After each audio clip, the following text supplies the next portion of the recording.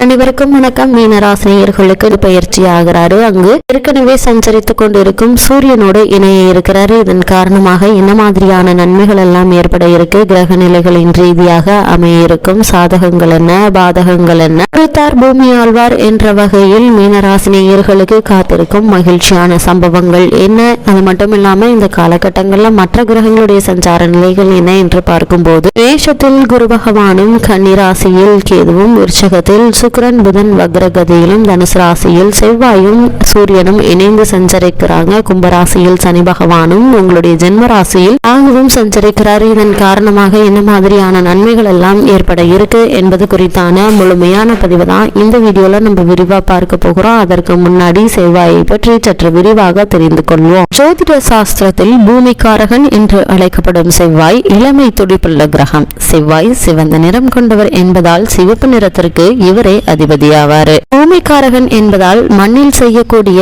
விவசாயங்கள், மண்ணால் செய்யக்கூடிய மண்பாண்டங்கள், நெருப்பு சம்பந்தமான வேலைகள், ரத்தம் சம்பந்தப்பட்ட மருத்துவ விஷயங்கள், ஆயுதம் சம்பந்தப்பட்டவை, இராணுவம், பவளம், துவரம் பருப்பு, வீரியம், இராணுவ தலைமை ஆகியவற்றிற்கு அதிபதி ஆகிறாரு. நவகிரகங்கள்ல மனதை இளமையாக வைத்திருப்பவர் புதன் என்றால் உடலை இளமையாக வைத்திருப்பவர் செவ்வாய். ஆரோக்கியமான பொறுக்கேறிய உடல் செவ்வாயை குறிக்கும். மிக சிறந்த விளையாட்டு வீரர்களை, போர் வீரர்களை உருவாக்குவதும் இந்த செவ்வாய் கிரகம் தான். குழந்தை முதல் வயோதிக பருவம் வரையிலான மனித வாழ்க்கையில் 35 வயதுக்குட்பட்ட இளைய பருவத்தை செவ்வாய் குறிக்கிறாரு. இந்த காலகட்டத்தில் தான் முன் யோசனை இல்லாமல் தடாலடியாக நம்மை ஏதேனும் காரியங்களில் இறங்க வைப்பார் செவ்வாய். பொதுவாக பலம் வாய்ந்த செவ்வாயினுடைய தசை ஒருவருக்கு நடக்குமானால் அவருக்கு உடலை பாதுகாக்கும் ஆர்வம் வரும். உடற்பயிற்சி நிலையங்களில் ஆர்வத்துடன் உடலை வலிப்படுத்தும் பயிற்சிகளை செய்வார்கள். பெரும்பாலும் செவ்வாய் ஆதிக்கத்தில் பிறந்தவர்களாக இவர்கள் இருப்பார்கள். ஜாதகத்தில் செவ்வாய் வலு பெற்று இருப்பதை பொறுத்தே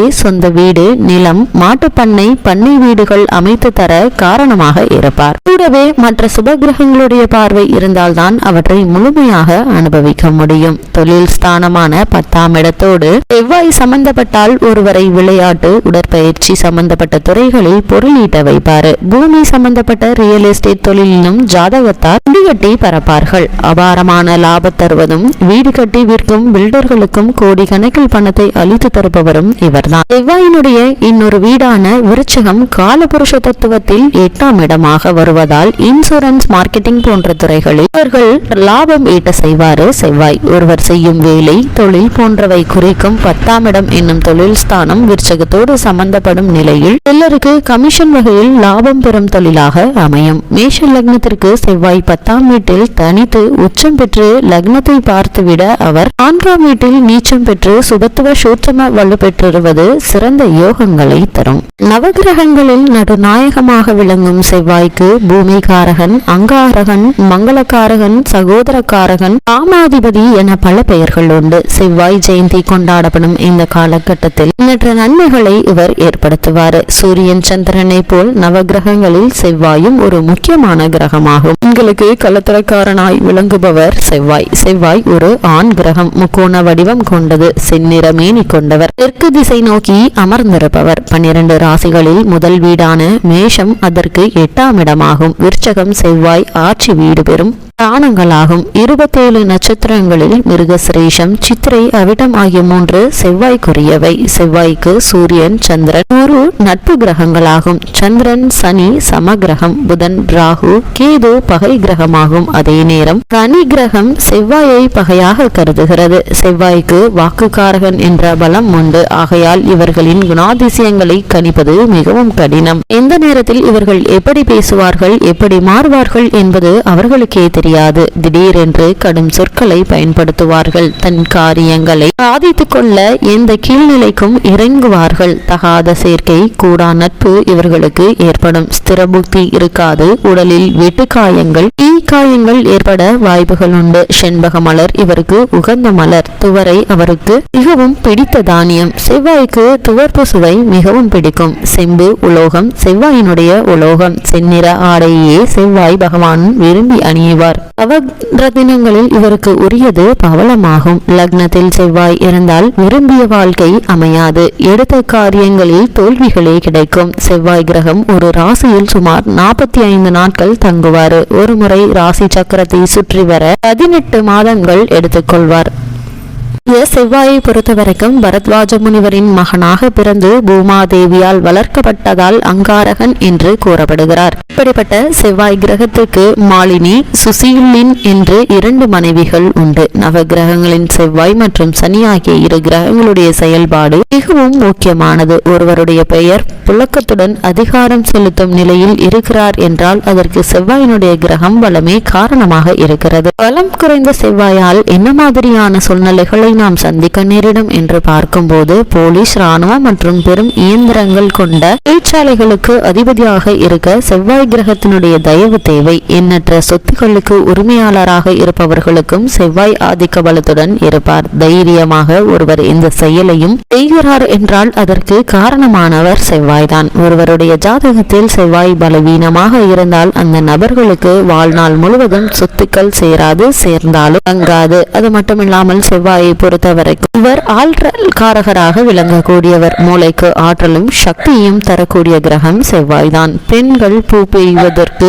முக்கிய காரணகர்த்தாவாகவும் விளங்கக்கூடியவர். செவ்வாய் பலம் குறைந்தால் உடலில் இரத்த சம்பந்தமான நோய்கள் தோன்றும். குறைந்த இரத்த அழுத்தம், அதிக இரத்த அழுத்தம் போன்றவை ஏற்படுத்தக்கூடியவர். சகோதர காரகன் ஒவ்வொரு கிரகத்திற்கும் ஒவ்வொரு காரகம் கொண்டுள்ளது. அந்த வகையில் செவ்வாய்க்கு சகோதர காரகன் என்ற சிறப்பு ஏற்பட்டுள்ளது. இவ்வளவு மேன்மைகளை கொண்ட செவ்வாய் தனுசு ராசியில் சூரியனோடு இணைந்து சஞ்சரிக்கக்கூடிய இத்தருணத்துல மேலும் என்ன மாதிரியான நன்மைகள் எல்லாம் ஏற்பட இருக்கு என்று பார்க்கும்போது, ராசிநாதன் மிக விரைவில் வக்ர நிவர்த்தியாவது உங்களுக்கு தற்போதுள்ள பல தடைகளை நீக்க இருக்குதுங்க. தொழில் வளர்ச்சி அதிகரிக்குங்க. புதிய ஒப்பந்தங்கள் கிடைக்கக்கூடிய ஒரு தருணமா தருணம் அமைஞ்சிருக்குது. மேலதிகாரிகளால் நற்பெயர்கள் உங்களுக்கு கிடைக்க இருக்குதுங்க. அது மட்டும் இல்லாம இந்த செவ்வாய் பயிற்சி நிகழக்கூடிய தருணங்கள்ல உங்களுடைய ராசியில் சுக்கிரன் சஞ்சரிப்பது உங்களுக்கு ஆடை ஆபரண சேர்க்கையை ஏற்படுத்தி கொடுக்க இருக்குதுங்க. அதே மாதிரி பொருள் வரத்தும் உண்டாக இருக்கிறது. குடும்பத்தில் அமைதியும் நிம்மதியும் இருக்குங்க. உங்களுக்கு விரையச்சனையாக இருப்பதால செலவுகள் ஏற்பட்டாலும் அவற்றை சுப செலவுகளாக சுக்கிரனும் செவ்வாயும் மாற்றி அமைக்க இருக்கிறாங்க. குடும்பத்தில் அமைதியும் நிம்மதியும் இருக்குங்க. புதிய வாகனங்களை வாங்கும் வாய்ப்பு உண்டு. ராசியில் ராகு இருக்கிறாருங்க. 2ஆம் இடத்தில் ராசிநாதன் இருக்கிறாரு. இவர் உங்களுக்கு 10ஆம் இடத்தை பார்க்கிறார் என்பதாலும் 10ஆம் இடம் காரியஸ்தானம் என்பதாலும் தொழில் ஸ்தானம் என்பதாலும் நீங்கள் செய்யக்கூடிய காரியங்கள் தொழில் அனைத்திலும் சிறப்பான முன்னேற்றம் இருக்கக்கூடிய ஒரு தருணம் இருக்குதுங்க. பிள்ளைகளுடைய எதிர்காலம் குறித்த முயற்சிகள்ல பலன் கிடைக்குங்க. உங்களுடைய முயற்சிகள் அனைத்திற்குமே வெற்றி கிடைக்கக்கூடிய ஒரு தருணமா இத்தருணம் அமைஞ்சிருக்குது என்பதை உங்களுடைய சஞ்சார நிலைகள் தெளிவாகவும் உறுதியாகவும் எடுத்துக்காட்டுது. மீனராசினியர்கள் மேலும் என்ன மாதிரியான விஷயங்களை நீங்கள் கவனமாக இருக்க வேண்டும் என்று பார்க்கும்போது, எது எப்படி இருந்தாலும் குடும்பத்தில் சனி வந்து 7.5 சனியை தொடங்கி வைத்திருக்கிறார் என்பதால் எதை செய்தாலும் அதிக கவனத்தோடு செய்வது மிக மிக நல்லதுங்க. பண விரயங்கள் ஏற்படும் என்பதால அவை சுப விரயங்களாக அதை மாற்றிக்கொள்வது நல்லது. சிலருக்கு எதிர்பாராத இடமாற்றமும் இருக்குங்க. அந்த இடமும் தூரத்தில் இருக்குங்க. இந்த இடமாற்றத்தை ஏற்றுக்கொள்ளுங்க. இந்த மாற்றத்தின் காரணமாக உங்களுக்கு பதவி உயர்வோ, ஊதிய உயர்வோ, உத்தியோகத்தில் சில சலுகைகள் எதிர்காலத்தில் கிடைப்பதற்கான சாத்தியக்கூறுகள் அதிகம் இருக்கு என்பது கிரகங்களுடைய சஞ்சார நிலைகள் தெளிவாகவும் உறுதியாகவும் எடுத்துக்காட்டுது. மீனராசினியர்களுக்கு கிரக நிலைகளின் ரீதியாக கூறப்படும் பரிகாரம் என்ன என்று பார்க்கும்போது, குரு தட்சிணாமூர்த்தியையும் மகாலட்சுமி தாயாரையும் வணங்குங்க. ஆனமும் செயலும் தூய்மையாகி உங்களுக்கு வெற்றி கிடைக்கும் என்பது கிரகங்களுடைய சஞ்சார நிலைகள் உங்களுக்கு தெளிவுபடுத்துது.